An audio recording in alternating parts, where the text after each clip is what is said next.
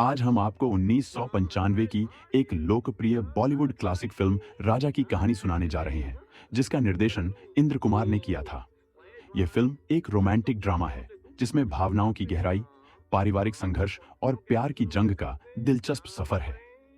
राजा में मुख्य भूमिका निभाई है माधुरी दीक्षित ने, जो बॉलीवुड की सबसे प्रतिष्ठित अभिनेत्रियों में से एक हैं।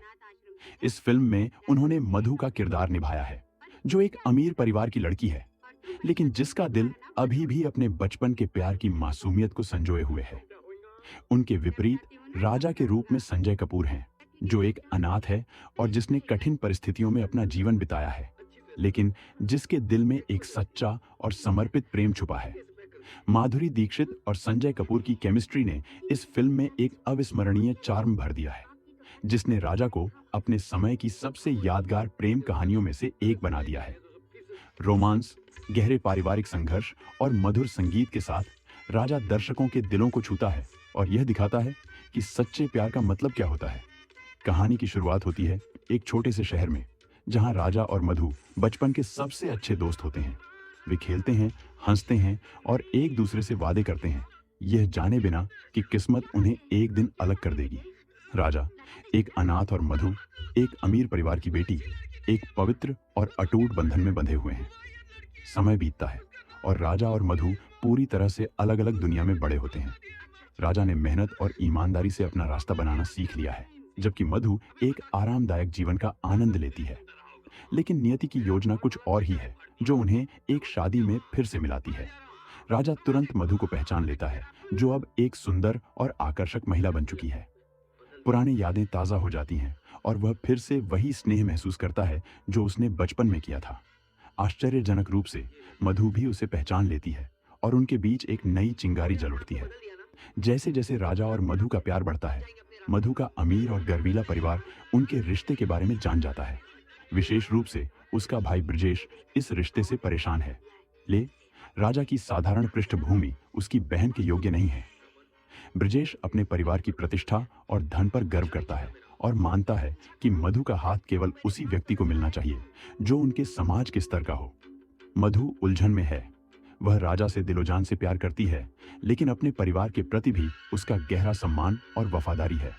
ब्रजेश उसे राजा के बारे में शंका और चेतावनी देता है, उसे विश्वास दिलाने की कोशिश करता है कि राजा केवल उसके धन और प्रतिष्ठा के लिए उससे प्रेम करता है।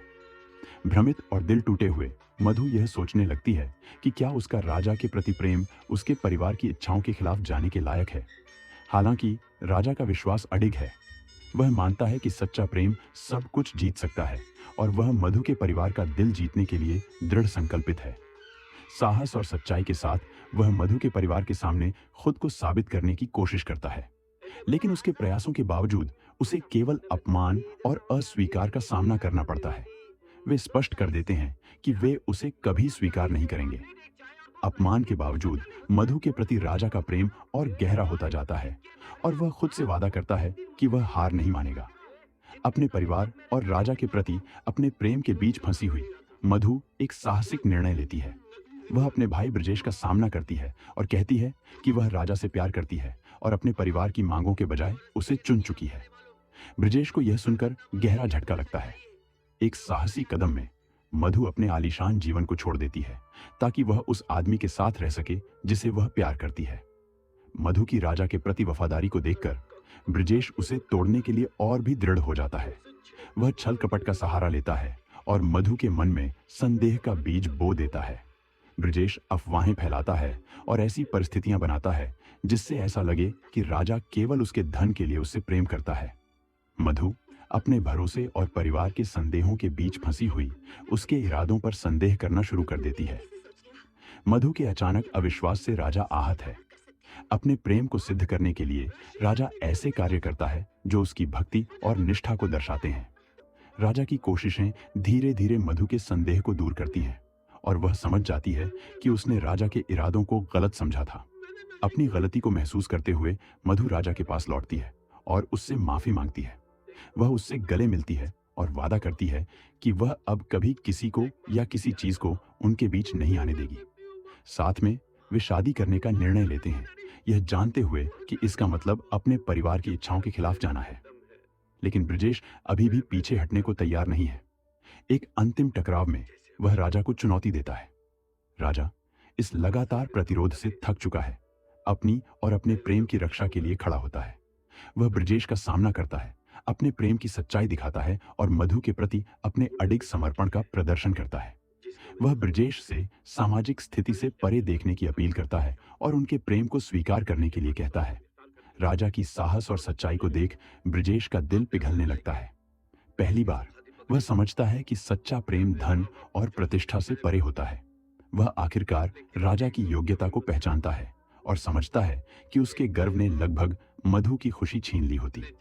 भारी लेकिन विनम्र हृदय से वह अपना आशीर्वाद देता है और परिवार को एकजुट करते हुए राजा को गले लगाता है। कहानी का अंत एक उत्सव के साथ होता है, जहां राजा और मधु की शादी होती है, दोनों परिवारों के साथ एकजुट होकर। उनके सफर ने साबित किया कि प्यार और